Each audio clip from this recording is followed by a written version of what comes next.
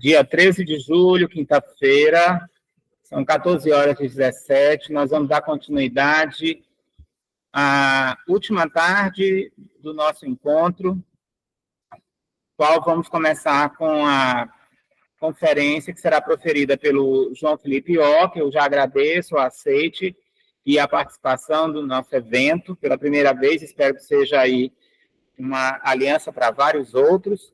E eu queria chamar a graduanda Luísa Valéria Veras Ferreira, estagiária em Psicologia Clínica, que vai fazer a mediação da mesa.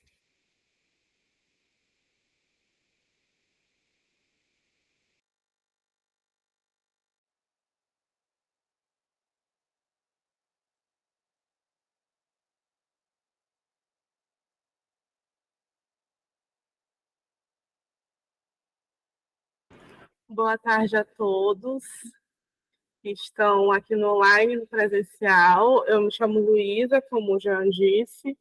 Eu sou aluna estagiária do professor Jean e hoje eu vou mediar a mesa Desamparo Existencial e Narcisismo, elementos clínicos para a compreensão dos feminicídios conjugais cometidos por homens, que vai ser a palestra do professor doutor João Felipe Or, da Universidade do Vale do Itajaí. Então, aqui eu vou fazer uma pequena apresentação do professor João Felipe, com sua licença. Atua como professor nos cursos de Psicologia e Medicina da Universidade do Vale do Itajaí. Tem experiência docente e de tutoria na residência multiprofissional da atuação básica. Doutorando em Psicologia pelo Programa de Pós-Graduação em Psicologia da UFSC, com enfoque em pesquisa sobre violência letal na intimidade e saúde mental, graduação em Psicologia e mestrado em Psicologia pelo Programa de Pós-Graduação em Psicologia da UFSC, com ênfase em pesquisas de avaliação de programas preventivos aos problemas decorrentes ao uso de drogas.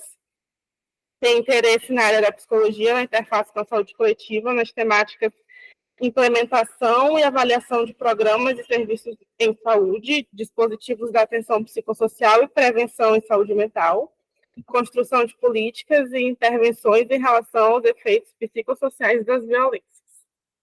E eu acho que essa mesa é muito importante, né? É um assunto muito necessário para o nosso contexto atual. E vou passar agora a fala para você, João Felipe. Luísa, é um prazer te conhecer, tá? Eu vi que ela pegou a apresentação do Lattes. Leu bem certinho a apresentação do Lattes, agradeço, tá? Essa apresentação e poder te conhecer. E também agradecer ao Jean, que é uma pessoa que eu conheci há um bom tempo atrás, e agora a gente está se reencontrando nesse cenário acadêmico de troca. Então, estou bem feliz com a possibilidade de conversar com vocês e trazer o tema. E, inclusive, revisitar alguns paradigmas epistemológicos, porque quando eu conheci o Jean, deixa eu só trazer uma apresentação assim, quando eu conheci o Jean, eu era um existencialista sartriano ferrenho, e esse é um evento de fenomenologia, e aí, conforme o percurso da vida foi vindo, virei a casaca, como disse a minha orientadora da época, que era a professora Daniela Schneider, e fui para a psicanálise. Só que tem uma coisa, né? Que quando a gente atravessa a fenomenologia, eu acho que ela nunca deixa a gente. Então, um pouco do que eu quero contribuir hoje, trazendo os resultados da minha tese, claro, é um tensionamento epistemológico, né? Sobre como que se pensa o feminicídio conjugal, tá? E muito das reflexões que eu fiz na minha tese, principalmente epistemológicas, elas ainda vêm de uma certa concepção ontológica sartriana, né, que eu vou tentar dividir com vocês e pensar junto, tá? Aí eu vou compartilhar aqui o meu slide, e aí depois posso até passar para vocês, sem problema. Só me diga se está aparecendo certinho, Luísa, se tu puder me ajudar. Tá tranquilo? Como é que estamos? Porque eu não vejo vocês a partir de agora, então seria bom... Tá aparecendo? Tá aparecendo. Perfeito. Então tá. Bom, eu vou contextualizar um pouco essa categoria de feminicídio conjugal. Na verdade, um homicídio que acontece num contexto íntimo, né, de uma relação afetiva, ele pode acontecer em qualquer tipo de casal, né, em qualquer tipo de conjugalidade. Então, vão ter pesquisas, por exemplo, apesar de ser muito menos prevalente, entre casais homoafetivos, né? Onde o outro, enfim, mata, né? Assassina o parceiro ou ex-parceiro.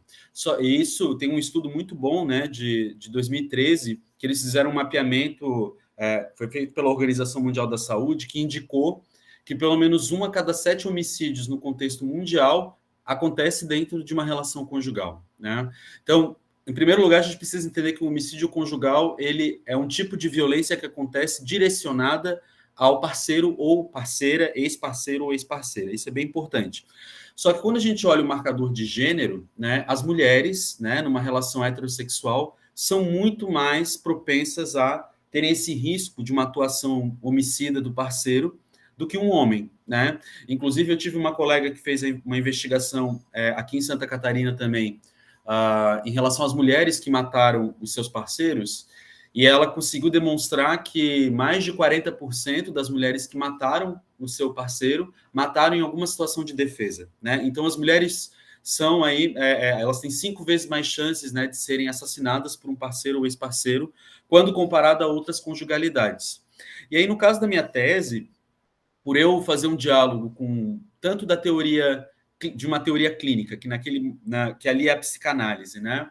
Assim como a teoria epidemiológica, para tentar encontrar os fatores de risco em relação ao feminicídio, eu também dialoguei com o gênero, né? A partir do conceito de masculinidade hegemônica. Então, quando eu olho esse fenômeno, né, eu quero saber, então, o meu público que eu analisei foram os homens heterossexuais que mataram suas parceiras em Santa Catarina. A partir do momento que eu faço essa circunscrição de amostra, né, eu passo a usar o conceito de feminicídio conjugal, que é qualquer tipo de assassinato, né, de uma mulher em que quem cometeu foi um parceiro ou um ex-parceiro, e isso independe, tá, por exemplo, ser casado ou é namorado, independe do tipo de relação conjugal que tem ali. O que importa é que tem uma relação de investimento afetivo e sexual naquela relação. Então, a partir do momento que eu faço essa definição de amostra, eu começo a utilizar o conceito de feminicídio conjugal, porque tem uma motivação de gênero também nessa violência, tá? Aí os estudos relacionados ao feminicídio conjugal cometido por homens, eles geralmente colocam 4 dimensões de variáveis para poder pensar como que esses homicídios acontecem, né? Então, eu vou chamar de psicossocial e situacional, né? Um pouco a história dessa relação. Então, vamos pensar assim, se era uma relação que já tinha presença de violência conjugal, né? Se esse autor, né, ele foi exposto à situação de violência na infância, os estudos vão mostrar isso, né? Que, de alguma forma, na conjugalidade, nós atualizamos muito, né? Dos nossos referenciais simbólicos do que é amar, do que é se relacionar com alguém, né? Então, se foi exposto à violência conjugal dos pais, isso é importante também, né? Além de, nessa relação, já ter a presença da experiência da ameaça, né? De ameaçar o outro ou até mesmo ameaçar a si mesmo, né? Por exemplo, então, diante de uma possível separação, o sujeito ameaça se matar, né? Eu vou trazer um pouco disso depois também. Algumas variáveis sociodemográficas, né? Vejam que isso aqui é prevalência, tá, pessoal? Não quer dizer que todos vão ser assim, mas os estudos vão mostrar que, geralmente, são variáveis importantes para analisar o fator de risco daquele homicídio, tá? Então, sociodemográfico, homens mais velhos que as vítimas, né? De baixa escolaridade, que podem estar numa situação de desemprego também, e presença de filhos de outro relacionamento por parte da parceira. Inclusive, gestação da parceira também pode produzir mais riscos, tá? As motivacionais, e aqui nesse encontro com vocês, eu vou dizer que as motivacionais vão ser as principais, é a que eu mais espero que produza uma curiosidade em vocês e uma inquietação, porque eu acho que são nas variáveis motivacionais e psíquicas que a nossa área, né, independente da abordagem, pode atuar, né, e pode estar atento. É a nossa grande contribuição, eu acredito, da psicologia, principalmente a clínica, nessa dimensão aqui. Então, o que motivou o sujeito a agredir letalmente a parceira, né? Então, podem ser ciúmes excessivos, né? Pode ser uma separação efetiva ou uma ameaça de separação, né? A possibilidade de se separar. Pode ser represália, e aí eu vou dizer que represália aqui é a vingança, né? Então, atuar contra o outro a partir do momento que ele fez algo que eu não admito, ou até mesmo se experimentar atraído, seja num campo real ou num campo imaginário, né? E essa dimensão imaginária é importante. E factuais, as variáveis factuais são aquelas que detalham o homicídio, né? Então, foi aonde que aconteceu, né? Qual foi o método utilizado, né? Qual era o vínculo que eles tinham naquele momento. Então, geralmente acontece na residência do casal ou da vítima, né? O método mais utilizado é o esfaqueamento, principalmente no Brasil, porque a gente ainda não tem essa... mudou um pouco nos últimos 2 anos, né? Mas esse acesso a porte de arma não é tão facilitado para a gente. Então, a arma pérfuro cortante costuma ser a mais utilizada, né? E o estrangulamento. Até aqui, pessoal. Tá tranquilo? Não sei como é que o pessoal tem feito. É a palestra primeiro e depois pergunta? Ou segue? João, a gente está tendo só um problema com o som e a imagem aqui. Certo. Aguarda só um minutinho. Claro, aham.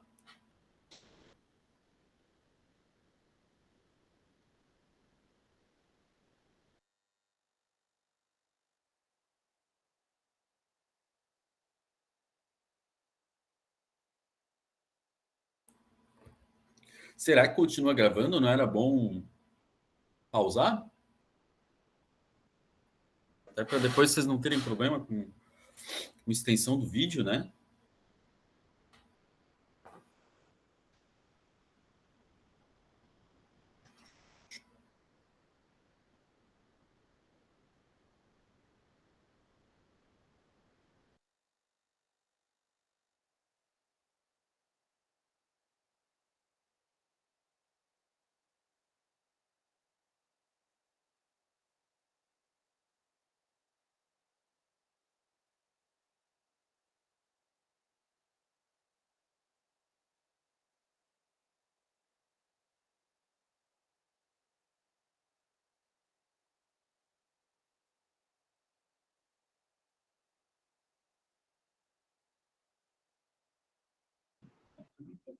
Hã? João? Oi? Pronto, pode continuar. Então tá. Vou então compartilhar novamente aqui com vocês. Então, nesse cenário aqui, vejam que tem muitas variáveis para poder explicar esse fenômeno, né? A gente acaba tendo um problema conceitual, né? Então, assim, como que a gente vai chamar esse tipo de homicídio, por exemplo, né? Tem gente que vai chamar de homicídio, tem teórico, né, que vai chamar de homicídio conjugal, tem teórico que vai chamar de homicídio entre parceiros íntimos, porque daí não excluiria as outras possibilidades de ocorrência, né, desse tipo de violência. Já tem teóricos que são mais posicionados politicamente, vão dizer, não, a gente precisa demarcar como feminicídio esses que acontecem no campo da heterossexualidade, nessas relações, porque tem uma discussão de gênero e um posicionamento político importante, assim como também vão ter teóricos que são mais próximos de uma vertente forênsica, né, de criminal, para tentar entender se o sujeito vai ser reincidente e por aí vai. Então, a gente tem um problema conceitual, necessariamente esse problema conceitual ele acaba sendo um problema epistemológico, então como que a gente vai explicar, né? E eu vou dizer que ele mais ainda ele é ontológico, né? Afinal, como que a gente está pensando, observando, analisando a experiência, né? E a história desses casais, desses sujeitos, quando a gente está produzindo conhecimento, seja para prevenção, para intervenção e por aí vai, tá? Então, temos essa questão aqui nesse fenômeno, né? E aí, eu diria para vocês que uma das questões que eu trabalho muito na minha tese é que existem 3 grandes teorias que conversam nesse fenômeno. É uma teoria epidemiológica, então ela tenta mapear os riscos. É uma teoria de gênero, porque quando a gente fala de relacionamento amoroso, né, papéis relacionados ao que é ser um homem numa relação conjugal, o que é ser uma mulher numa relação conjugal, né, isso, independente se é heterossexual ou homoafetivo, a gente vai ver essas tonalidades, né, de gênero atravessando as nossas maneiras de amar. Então, tem a teoria de gênero e eu diria que tem uma teoria clínica, né? E por que clínica? Porque não se está matando qualquer pessoa, né? Quando a gente olha esse tipo de violência, o sujeito ele está direcionando, né, uma energia, um investimento de agressão àquele que ele teve um investimento afetivo. E isso nos homens heterossexuais vai aparecer em algumas dimensões, por exemplo, o ciúme excessivo, né? Uma tensão e uma frustração que aparece muito na minha pesquisa, depois eu vou contar um pouco como ela foi feita, relacionada à ruptura, né? Então, a partir do momento que essa mulher decide sair da relação, isso é desorganizador para esse sujeito, e também essa presença de comportamentos destrutivos, seja contra si, seja contra o outro. E isso envolve também uma possibilidade da gente olhar essa experiência desses homens e poder avaliar, né? Geralmente, as intervenções preventivas do feminicídio conjugal, elas são muito direcionadas à vítima, até porque as mulheres, elas acessam mais os serviços de saúde, da assistência social e por aí vai. No entanto, existe uma experiência desses homens que agridem, né, e que têm o desejo de matar, que eu não penso que é uma experiência impulsiva, uma experiência do nada, né, repentina. Não, é uma experiência que percorre esse sujeito, seja por uma via afetiva da raiva, da agressividade, e que a gente talvez possa olhar, inclusive quando a gente vai atender homens em situação de violência, homens autores de violência, tá? Então, existe uma discussão, e é aqui que eu começo a dialogar com a fenomenologia, tá? Que é pensar por que mata, né? Qual é, então, a dimensão clínica? Se existe uma clínica dessa agressividade, né? O que o sujeito quer matar, né? Tem alguns teóricos da psiquiatria forense, que eu li nessa pesquisa, que eles usam essa frase que eu achei muito interessante, né? Mata-se fora o que é intolerável dentro. Né? Então, aquilo que é insuportável de elaborar, assumir, se posicionar dentro, é lançado fora como um mecanismo de atuação, a gente diz, né? Principalmente na psicanálise. E aí, essa preocupação da psiquiatria forense, ela vem muito dentro dessa categoria da paixão, né? Do criminoso passional. E isso não é necessariamente o nosso interesse enquanto psicologia, né? Porque a psiquiatria forense, ela tem um papel, e até o Foucault vai ter críticas muito interessantes sobre isso, que é um papel de controle, né? Um papel de tentar descobrir uma premeditação e uma periculosidade no sujeito, que eu não vou nem negar que é importante, mas eu diria que ela simplifica e reifica o sujeito. É aqui que a fenomenologia me ajuda muito, porque a partir do momento que eu olho o sujeito como um criminoso passional, eu o reduzo a isso, né? Eu passo a olhar ele apenas como uma paixão descontrolada. E eu discordo, eu acho que não é isso, né? Inclusive, os resultados vão mostrar que não é só isso. Pode até ter, mas não é só, né? Então, a gente tem aí uma tradição psiquiátrica forense que olhou clinicamente esses homens de uma maneira muito dentro do lugar do perigo e da premeditação, né?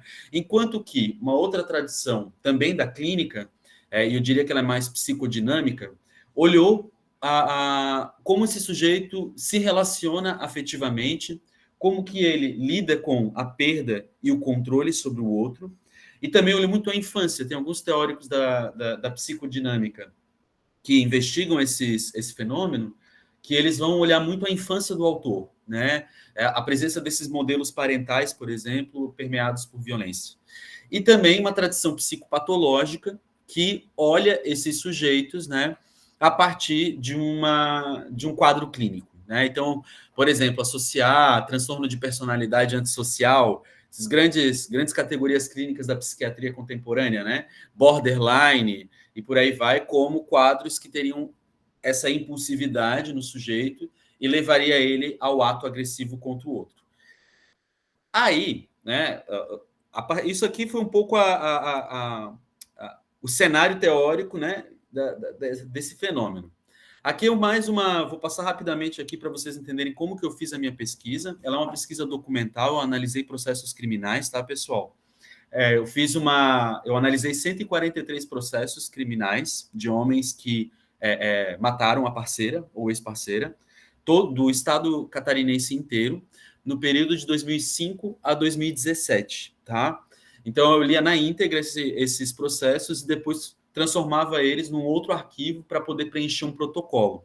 Então, é um estudo retrospectivo, né, e de delineamento misto. Por quê? Porque eu fiz tanto um estudo quantitativo, Então, eu analisei esses 143 casos a partir de um protocolo. Esse protocolo foi desenvolvido por uma equipe canadense, que é onde a minha orientadora começou a desenvolver esses estudos, a professora Luciane Martins Borges, tá? E a gente analisa todas aquelas dimensões que eu estava mostrando para vocês no início, né? Sociodemográficas, factuais, psicossociais e por aí vai, motivacionais. Então, eu tive 2 estudos na minha tese que foram com enfoque quantitativo, né, mais de uma análise quant desses arquivos, e depois o estudo 3, que é o que mais interessa para a nossa troca de hoje, que foi o estudo das motivações e da dinâmica conjugal. E aí é interessante, só um adendo aqui, para conversar com vocês, assim, né? Se eu me passar no tempo, vocês me falam, tá? Que às vezes eu posso me passar um pouquinho, mas só para não ficar tão centrado no slide, assim. A questão do processo criminal é muito interessante, porque um processo criminal ele tem todo o arquivo da história possível desses sujeitos, né? Então, quando eu acesso um processo criminal, eu acesso boletim de ocorrência, eu acesso peça do Ministério Público, eu acesso testemunhas, eu acesso tudo. Então, quando eu analiso um processo criminal, eu não analiso só, por exemplo, o que aconteceu em juízo, mas também todo o arquivo, né, que tem possível desses sujeitos. E uma das coisas interessantes desse arquivo são as testemunhas. Então, vocês vão ver que muito do que eu trago da dinâmica conjugal e das motivações tem a ver com uma evidência que aparece dos relatos de testemunha do casal, tá? Então, assim, mais para contextualizar para vocês. Vou voltar aqui. Vamos lá. Aí, nesse roteiro, né, do qualitativo, eu tentei olhar as narrativas sobre a história de vida desse casal, né? Então, lugar de origem, infância, dinâmica familiar, dinâmicas conjugais prévias, significados que existiam dentro dessa relação conjugal, né? O que poderia tanto aquilo que aparece quanto não aparece. Quem faz pesquisa documental sabe, né? De não olha só aquilo que aparece, mas aquilo que também não existe ali e que nos deixa intrigado, né? Questões relacionadas à masculinidade, porque o modo como esse sujeito se vê enquanto homem na relação é muito importante também para compreender o significado que ele atribui. E também se existia algum indício de sofrimento psíquico um ano antecedente a esse ato. Algum tipo de expressão, né, que poderia traduzir um conflito ou sofrimento desse sujeito. Inclusive acesso a profissionais de saúde, por exemplo, pelo menos um ano antes. Tá? Aqui tem alguns resultados que eu vou trazer brevemente para vocês, porque eu acho que são resultados importantes, inclusive para outros colegas que às vezes têm desejo de mapear, né, esses casos, por exemplo, em outros estados, em outras regiões, tá? Então, eu consegui identificar, né, que a grande maioria, eles estavam entre 20 a 40 anos de idade, né, e variou entre 16 a 60 anos. Muitos deles em condição de vulnerabilidade social, tá? Eu poderia dizer que 25% eles eram trabalhadores informais, sem carteira assinada, ou até 18% em situação de desemprego, e uma média de diferença de 10 anos entre eles e a vítima, tá? Outro dado interessante é que até 40% dos dados dessa amostra, né, eles estavam separados apenas um mês dessa vítima. Então, esse momento da separação parece muito importante para prevenir, para a gente poder estar atento, tá? Pelo menos 60% dos casais já haviam se separado pelo menos uma vez, e isso mostra que são dinâmicas mais conflitivas, né? Eu tive casos na minha tese onde chegaram a se separar até 5 vezes, até acontecer, né, o desfecho trágico do homicídio. Então, é algo para a gente estar atento também. Geralmente aconteceu no fim de semana, o homicídio, tá? O método mais utilizado, assim como em outras pesquisas demonstram, né, foi objetos pérfuro-cortantes, né? Faca, facão, né? E por aí vai. Contundente, que seriam marretas, né? Pegar algum tipo de objeto físico para abater no sujeito, e 21% de arma de fogo. Eu também consegui identificar que mais de 70% desses autores, eles do homicídio, né? Do feminicídio, eles já haviam cometido algum tipo de violência conjugal contra a parceira. 69% já tinha ameaçado de morte a parceira, então ele já tinha proferido algum tipo de ameaça direta de que queria matá-la. Violência física, psicológica e moral. E uma coisa interessante também foi a presença de comportamentos de perseguição. O que é um comportamento de perseguição? Seria o stalking, né? realmente vigiar e perseguir a vítima em outros cenários. Então, vai até o trabalho dela, né? Vai até, se estuda, vai até a universidade, né? Nessa dinâmica de controle muito forte sobre a vítima, seja durante a separação ou durante a relação, tá?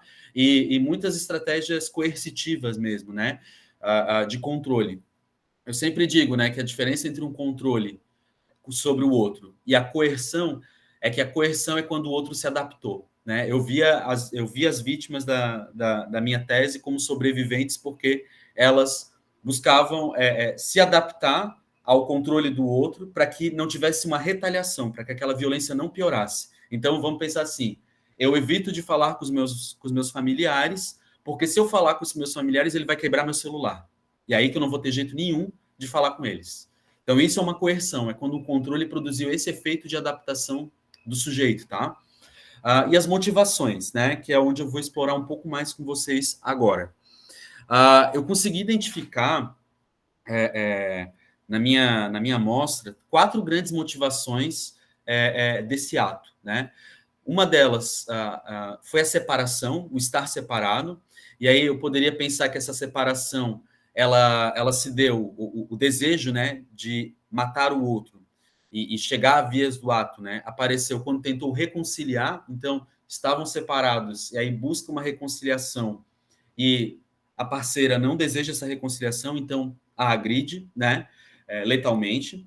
Rivalidade, então estavam separados, mas a partir do momento que essa mulher passa a ter outro relacionamento, né, com outro homem, isso desorganiza e faz com que ele vá ao ato contra ela. A ameaça de separação, então são casais que eles ainda estão juntos, mas a partir do momento que existe essa possibilidade de se separar é quando ele agride, né? Então eu encontrei tanto experiências de ameaçar constantemente o outro para que ele não se separe, e aí quando ele decide se separar é quando mata, assim como vigilância sobre o outro para que ele não tente se separar, e a partir do momento também que ele sai dessa vigilância, isso produz o ato, tá? A medida de represália, aqui eu diria que a questão de gênero, a questão de gênero influencia, ela é transversal, claro, mas aqui a gente vai ver muito a presença da masculinidade hegemônica mesmo, né, que é a vingança. Eu consegui até ver, por exemplo, expressões que as vítimas utilizaram contra o homem, então chamou ele de corno, de galhudo, e a partir do momento que isso apareceu foi quando desorganizou ele e ele foi para o ato, né? Bem numa dimensão moral mesmo em relação ao outro. E, com certeza, a que eu acho mais importante de todas, tá, gente? Que são os ciúmes, né? O ciúme é a experiência mais predominante desses sujeitos, e em alguns sujeitos é excessiva e destrutiva, tá?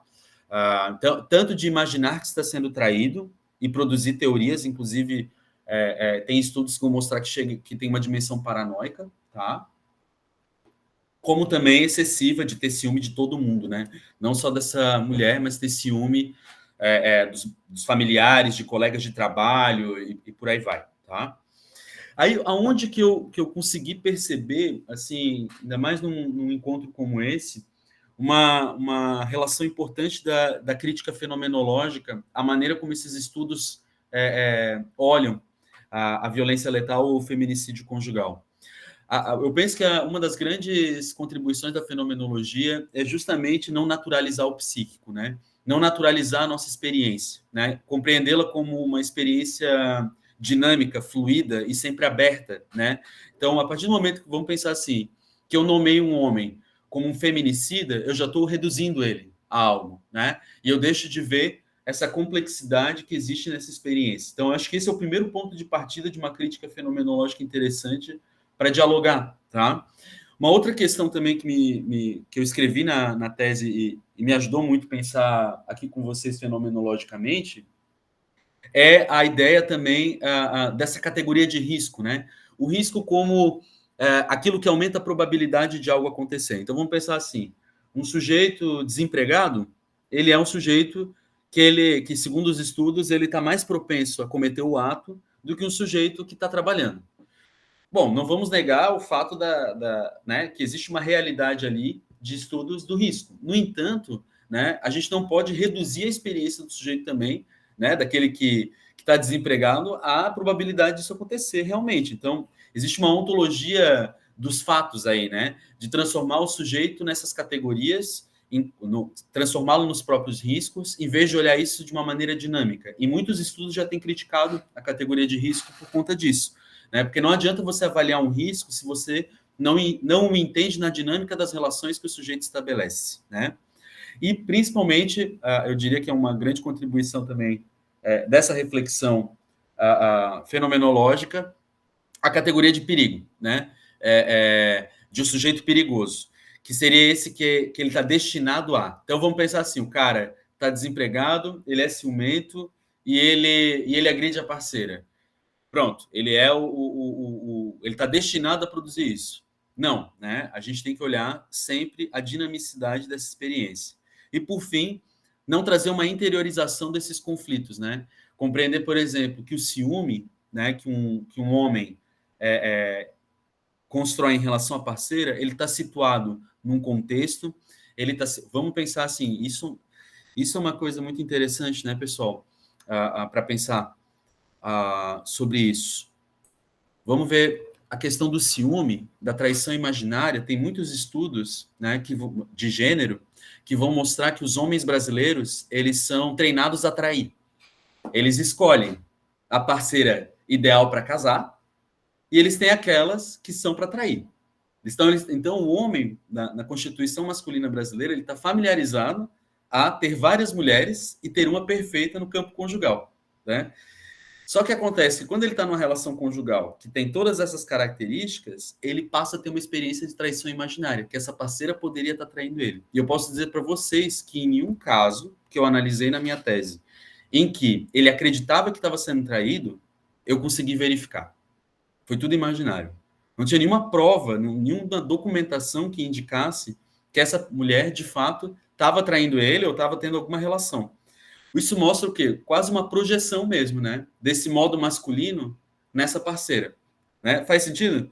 Então, assim, o ciúme, a experiência da traição imaginária, né? Todas essas dimensões afetivas da relação com o outro não estão dentro do sujeito, né? Não está interiorizado. Está em relação e está num contexto social, histórico, marcado por todas essas questões, tá? Então, acho que uma grande crítica também importante da gente se fazer quando a gente olha essas pesquisas é não interiorizar, mas olhar situado num contexto, né? Bom, aí aqui eu trago um trecho, né, para vocês compreenderem. Isso aqui é um trecho do processo, tá? E tem alguns trechos que eu consegui ter a fala do sujeito, né? E ele diz aqui, né? É muito feio ser corno. Eu não queria fazer isso, mas eu fui obrigado. Quando a gente ama, fica cego. Daí ele diz, né? Jamais fui para bailão no domingo e ela disse que ia dormir de tarde. Mentiu. Foi para o bailão. O mês passado foi de novo. Hoje de novo. Não tolero isso. E olha que interessante, ele fala, ela acabou com a sua vida. Ou seja, ela é responsável por aquilo que eu fiz, né? E aí, vejam essa dinâmica em relação ao outro, né? E aí eu fiquei pensando nisso muito na perspectiva do desamparo mesmo, né? No desamparo não no sentido depressivo, né? Mas no desamparo no sentido de colocar o outro nessa responsabilidade, né, do meu amparo. Diz aqui, né, uma reflexão de um autor, que ele fala, o desamparo é sentir que o outro deixou de realizar, se omitiu o que era necessário e possível para me tirar do aperto e do sofrimento. Logo, o desamparo é simplesmente omissão, é deixar de amparar e por isso é um desamparo. Se é deixar de amparar, desamparar, podemos entender que é uma atitude negativa. É, como já dito, deixar de fazer por omissão. É muito interessante que a gente vai ver essa experiência do desamparo também em pessoas que sofrem com a experiência suicida. Eu estava assistindo a fala do professor Hileno, né, falando sobre crise psíquica, e me chamou muito a atenção alguns autores que ele trouxe, justamente de entender o que é estar nessa condição de sofrimento, né, em que não se vê possibilidade, né? O desamparo é justamente não encontrar um amparo e colocar até uma responsabilidade em um outro, essa possibilidade de amparo. Da mesma forma que o desespero, né, é uma experiência de não ver saída, né, que eu vejo muito pelo menos pensando no que eu estudo, em homens que matam as suas parceiras e se matam depois, né, no feminicídio seguido de suicídio. Eu orientei também uma pesquisa sobre isso e a gente consegue perceber a experiência do desespero, o sujeito não ver outra saída a não ser isso, né? Então, olhar essa categoria do desamparo mesmo, né? Aqui eu trouxe também alguns exemplos, mas como é que está meu tempo, gente? Só para eu ver agora que são 2h52. Tá. Luísa, me ajuda. Pode seguir. Posso seguir? Pode, porque começou um pouco atrasado. Tá, tu me avisa então, né? Se eu começar a me passar, beleza. Obrigado. Aqui a gente vai ver também, né? Alguns relatos, por exemplo, da experiência de ameaça, né? A testemunha diz que presenciou por diversas vezes o autor ameaçar a vítima, inclusive ouviu que ele iria matar a vítima e depois cometer suicídio, né? Que a vítima registrou o boletim de ocorrência, porém não quis pedir uma medida protetiva, porque ela achava que ele não teria coragem de atentar contra a vida dela. A gente vai ver que nessas dinâmicas tem alguns casos que a vítima não consegue nem perceber o risco, né, da situação. Da mesma forma que em outros cenários existe uma vigilância e coerção. Vou trazer aqui outro exemplo para vocês, né? Relata a vítima que foi agredida por seu companheiro nos braços, no pescoço, na cabeça e no rosto. Ele também a ameaçou de morte toda a sua família, que a agrediu durante a noite, ameaçando se a mesma ligasse para a polícia. A gente vai ver isso muito nos casos também, né? Em casos em que existe uma violência conjugal prévia, excessiva, né? Do sujeito usar várias estratégias de controle contra a parceira, tá? Opa! Deixa eu só corrigir um erro aqui. Tirar isso aí. Aí, onde entra, então, essa dimensão do narcisismo? Aqui eu vou beber mais da psicanálise, né? Se antes eu estava trazendo um pouco das reflexões fenomenológicas e como elas ajudam a gente a não reduzir o sujeito ao risco, ao perigo, ou até uma patologia psicológica, a psicanálise me ajuda muito a pensar qual é a função que a agressividade tem para o sujeito, né? A psicanálise vai pensar muito, né, como a agressividade ela é uma resposta, né, a uma intensificação dessa experiência subjetiva, né? Então não é quase como se a agressividade ela é uma maneira de se proteger contra a ameaça que o outro pode produzir contra mim, ou aquilo que internamente, né, aquilo que dentro da minha experiência subjetiva é ameaçador para mim, né? Vamos pensar assim, né, que uma das questões fundamentais que eu percebi nessa pesquisa também é que esses homens eles não conseguem traduzir, e eu vou dizer que isso talvez seja de todos nós homens, porque não somos bem ensinados a falar dos nossos afetos, né? Tem toda uma discussão importante sobre será que a gente sabe dizer o que a gente sente enquanto homem, né? Seja gay, seja hétero, né? Temos uma questão em relação ao afeto, né? E existe uma rigidez que eu percebi nessa amostra, nessa minha pesquisa, que é não conseguir dizer para o outro, por exemplo, eu estou sofrendo porque você decidiu se separar. Eu só consigo dizer como você foi capaz de querer se separar.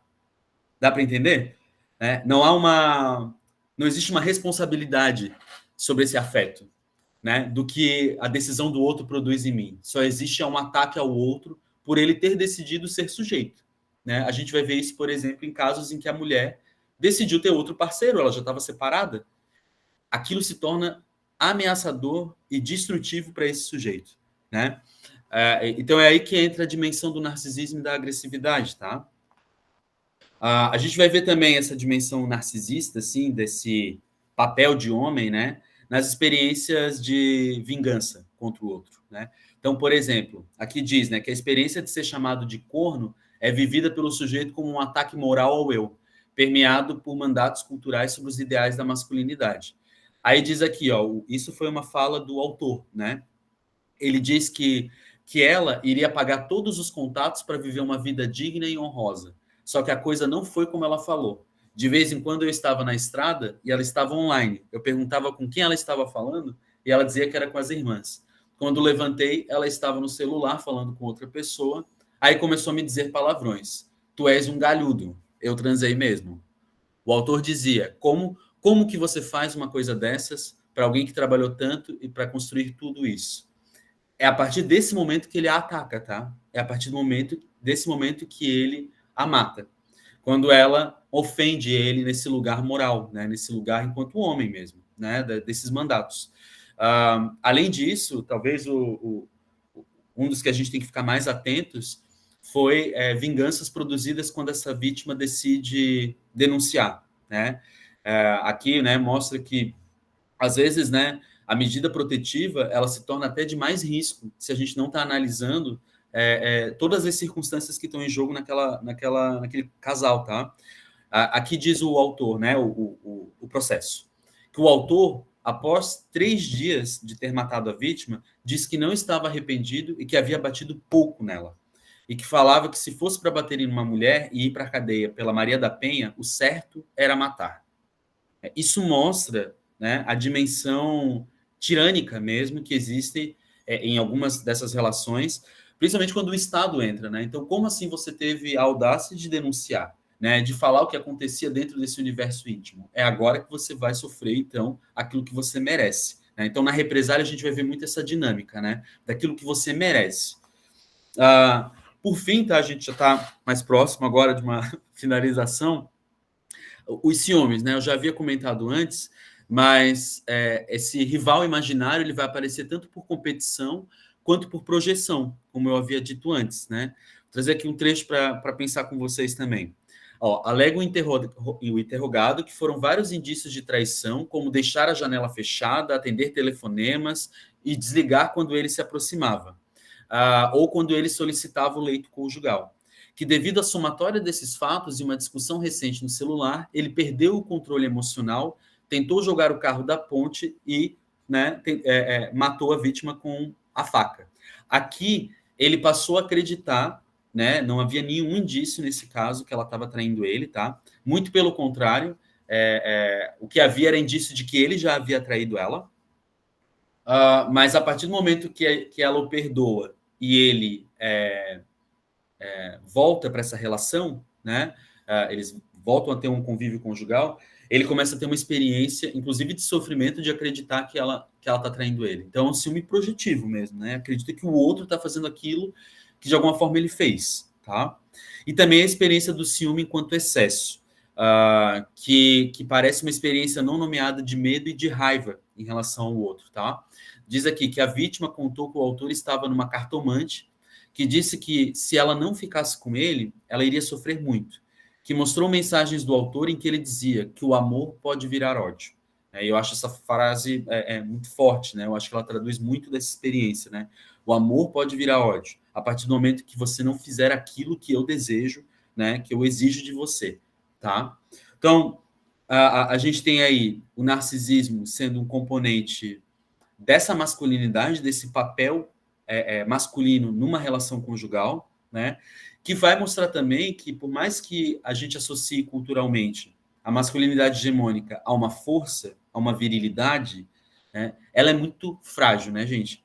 Existe uma precariedade. Eu acho que com esses exemplos que eu trouxe para vocês, né, eu tenho uma aluna agora que ela está pesquisando só o ciúme nessas relações. E ela fica indignada, gente. Ela fica indignada. Minha orientanda, assim, ela vai para as orientações, às vezes, pé da cara, porque ela começa assim, gente, como é que o cara agride dessa forma o outro, né? Porque ela não fez o que ele queria. Então você vai ver assim que por mais que a nossa cultura e a própria discussão de gênero vá pontuar a masculinidade hegemônica como algo forte, poderoso, que o homem almeja esse ideal, existe uma fragilidade, uma precariedade na maneira de negociar com a tensão, com a frustração, com o conflito. Tanto que a gente vai ver isso no próprio uso de álcool, no uso de outras substâncias, né? Eu trabalhei já com esse tema também, e os homens se envolvem muito mais em briga, né? Muito mais em uso abusivo de substâncias. Por quê? Porque é uma maneira, de alguma forma, conter, dar limite, contornar aquilo que me parece ser excessivo, porque não sabe dar nome, né? Não sabe dizer afeto, né? Então, eu vejo uma precariedade muito forte, tá? Nesse papel masculino, né? E que é algo que nós, enquanto psicólogos, podemos olhar e pensar, né? Juntos, como trabalhar nisso, né? Por fim, né? algumas considerações finais. Agora eu já estou conseguindo fechar.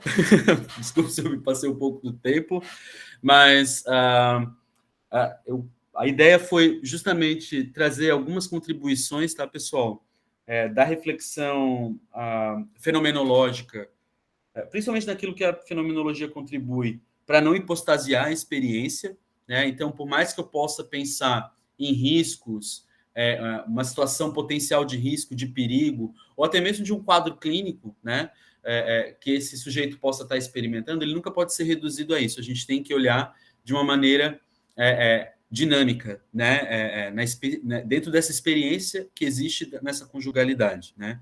E o desamparo como uma possibilidade, né, de pensar a precariedade da nomeação de afeto, da impossibilidade de não assumir o controle e o poder da situação como desorganizadoras mesmo, né? Inclusive de responsabilizar o outro nisso, tá?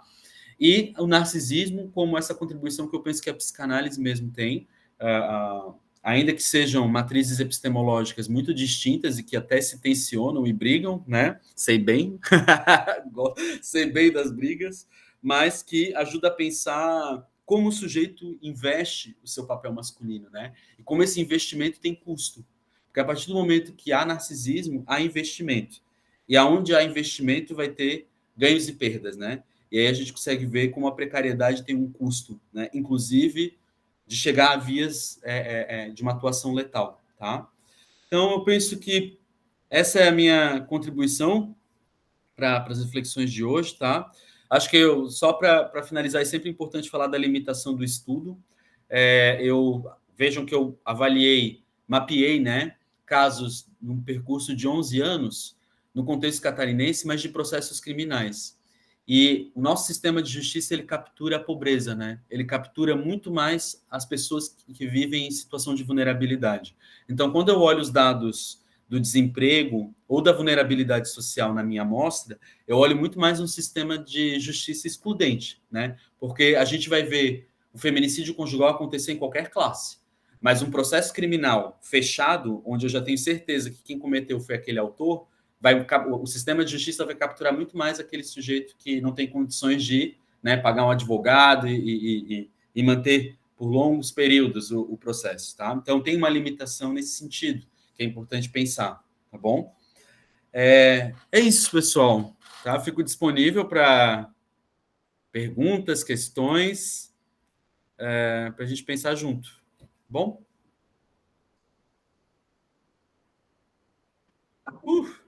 Então, o assunto é muito interessante, muito rico.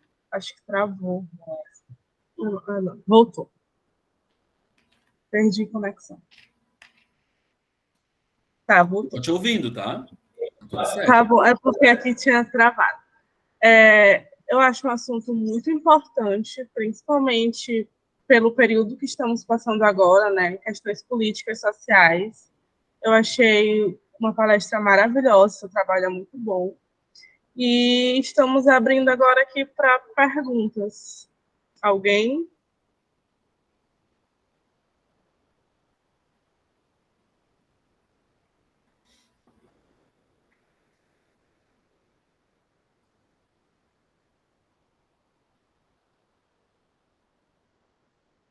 Oi. Opa!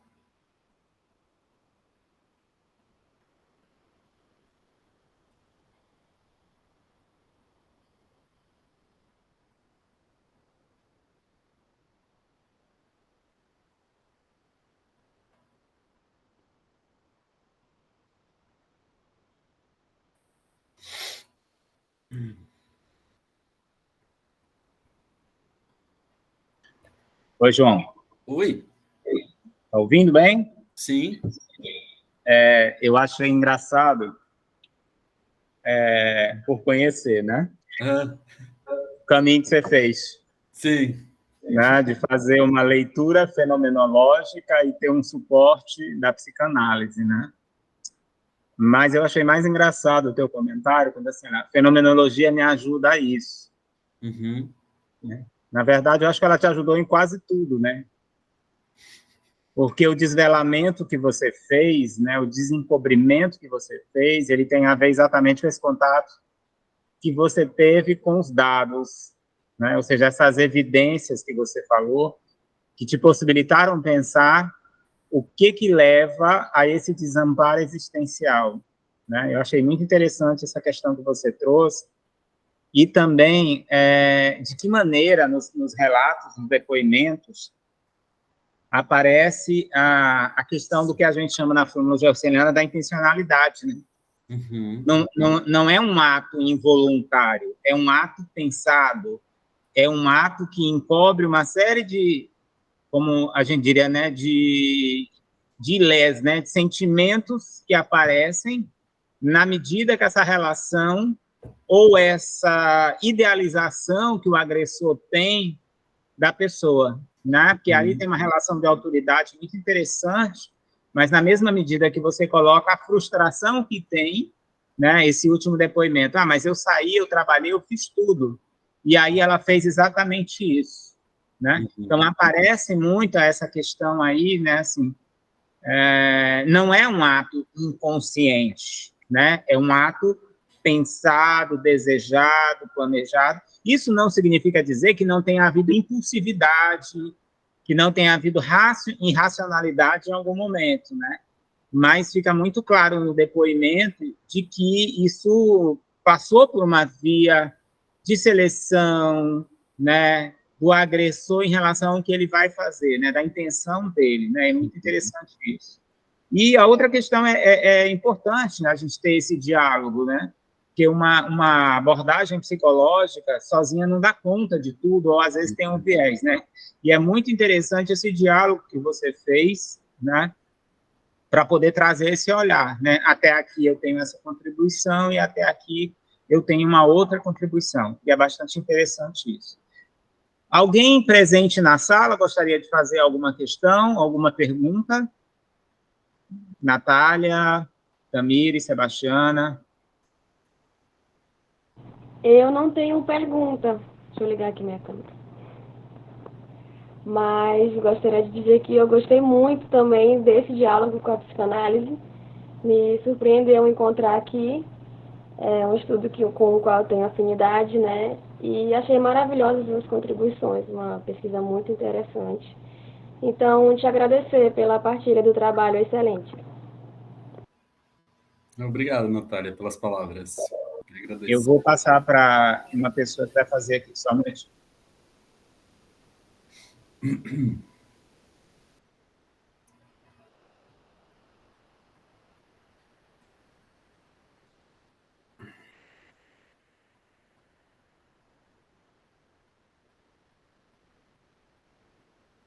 Oi, João, boa tarde. Boa tarde. Aqui é a Rayana falando. Você está me ouvindo bem? Sim, te escuto bem. Queria te parabenizar pelo trabalho, acho muito relevante e gostei muito de como tu esmiuçou, sobretudo as falas, né, que são muito fortes, as falas que tu traz, né? Me chamou muita atenção a parte que tu até grifou, né, que ele da responsabilização da mulher nessa violência, né? Ela acabou com a sua vida, né? Eu achei isso muito intrigante. Mas a minha pergunta, por ser alguém da fenomenologia, é mais assim, para ti, enquanto homem, né? Como analisar isso e pensar sobre o teu lugar de homem a partir desses dados que são bem impactantes de homens violentando mulheres, né? Então, é basicamente isso. Excelente pergunta. Eu adorei essa pergunta. Bom, Rayane? Rayana. Então, eu acho que pegando um pouco... Eu vou fazer um comentário junto com uma fala do Jean, que eu achei bem legal que ele percebeu, assim. Como eu havia falado para vocês no início da minha fala, eu tive uma formação existencialista muito forte, trabalhei com existencialismo por mais de 5 anos, né? Então, Sartre foi realmente um autor muito importante para mim. E uma coisa que eu aprendi muito com a minha orientadora foi ter uma atitude, de fato, colocar entre parênteses, fazer porquê das coisas, a importância de fazer isso, né, enquanto atitude fenomenológica. E eu penso que isso começa mesmo com uma inquietação que eu acho que vem do Russell, né, de não colocar nada como verdade, né, então isso, já concordo, tá? Eu acho que essa evitação do psicologismo continua comigo até hoje, né, independente de eu ter migrado para psicanálise, mesmo quando se tenta determinar demais o sujeito por alguma questão, eu sempre desconfio, inclusive da psicanálise, né. Agora, quanto à questão dos homens violentos, né, eu acho que eu posso falar de dois momentos dessa pesquisa, porque eu acho que é legal, acho que o pessoal, depois que eu terminei o doutorado, agora eu consigo dar nome para algumas coisas, né, que naquele momento que eu estava vivendo, não, sabe? Então, assim, eu começo essa pesquisa muito tentando entender essa violência direcionada a um outro, do qual eu tive investimento afetivo amoroso. Começou assim. Aí, quando eu fui ler, estudar, eu comecei a me inquietar. Aí eu começo a me inquietar, sabe, Rayana? Principalmente com os dados. Porque, assim, por mais que você encontre uma conjugalidade homoafetiva que acontece, né? Inclusive, estou querendo pesquisar agora sobre isso, porque eu acho que os fatores são muito diferentes do que acontece num casal heterossexual. Mas eu comecei a me debruçar sobre os dados e aquilo começou a me inquietar, né? E eu posso dizer para ti, assim, que enquanto homem, né, fazendo a pesquisa, uma das coisas que mais me pegou foi o afeto raiva, muita raiva. Teve processos criminais, porque um processo criminal ele pode variar de tamanho entre 80 até 2.000 páginas. Eu tive um processo de 2.000 páginas que eu li. E tinha momentos que eu não conseguia ler nenhum. De tanto que aquilo me mobilizava, principalmente do absurdo, né? Tanto que com as minhas orientandas que eu vejo que elas querem vir para esse tipo de pesquisa, eu já falo para elas, olha, vamos lá, mas tu saiba que tu vai passar raiva. A gente passa raiva junto, a gente elabora junto, né? Então, acho que a primeira coisa que me vem quando tu faz essa pergunta, acho que primeiro foi uma questão de implicação, porque por mais que eu quisesse pesquisar, daí por curiosidade científica, o que pode acontecer em outros tipos de casais, né? Eu acho que quando a gente olha os dados, o que a gente tem que ter é uma implicação ética e política e de entender que quase 35% dos homicídios de mulheres no Brasil, né, de acordo com o último relatório, que já é um absurdo, o Brasil é o 5º país que mais mata mulheres no mundo. E 35% foi cometido por algum parceiro ou ex-parceiro. Então é muito sério, assim, 1/3 dos homicídios é esse tipo de situação que eu estou trazendo para vocês, né? E aí, enquanto homem, então, acho que primeiro tem essa questão mais ética e política mesmo, da nossa função enquanto psicologia, e no percurso da pesquisa lidar com a raiva, né? De entender que não há amor algum ali. Eu acho que isso é bem importante de ser nomeado. Não tem como você olhar aquela experiência que aconteceu e ver como algo da ordem do amor ou da paixão, né? Você vê talvez do desamparo, da precariedade, da impossibilidade de não ver o outro como objeto, como algo do controle, né? Então, passei muita raiva. Posso te dizer isso? Faz sentido? Entendi, João. Muito legal saber como foi que tu te sentiu, né, nesse percurso. Obrigada e parabéns de novo, viu? Imagina. Pergunta muito boa. Faz a gente parar para pensar no percurso.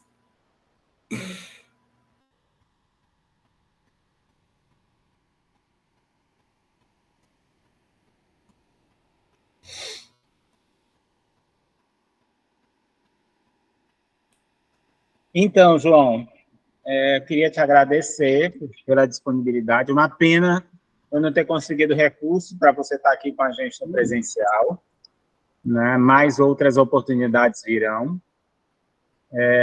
Eu queria só dizer como é que eu conheci João, né? Porque é bem interessante. Alguns anos atrás, a gente foi para um congresso em fenomenologia em Curitiba, acho que 2009, né, João? 2009.